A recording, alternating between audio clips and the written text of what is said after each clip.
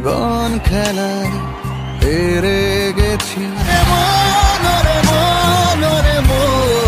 ছোট পর্দার জনপ্রিয় অভিনেতা ফারহান আহমেদ জোবান একটা গানে লিপসিং করে বর্তমানে তুমুল সমালোচনায় রয়েছেন।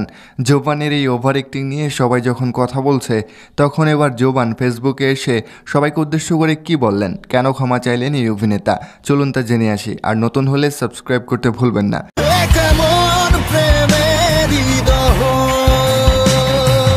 আশিকির ভাইরাল পোস্ট প্রসঙ্গে অভিনেতা ফারহান আহমেদ জোবান বলেন, আমি অনেক খুশি, এটা আমাদের প্ল্যান ছিল এবং সেটা কাজ করেছে।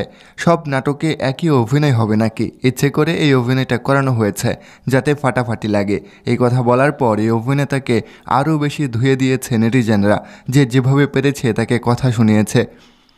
এখন কথা হলো, জোবানের এরকম কোনো প্ল্যান আসলে ছিল না। সে জানতো না যে দর্শক মহল তার ওভার অ্যাক্টিং গ্রহণ করবে না, তাই এখন সে খুব শান্ত থাকার অভিনয়টা দেখাচ্ছে। আসলে এটাও কিন্তু ওভার অ্যাক্টিং মনে হচ্ছে। প্রিয় দর্শক, জোবানের এরকম মন্তব্য আপনি কিভাবে দেখছেন তা কমেন্টে জানাতে পারেন। ধন্যবাদ সবাইকে।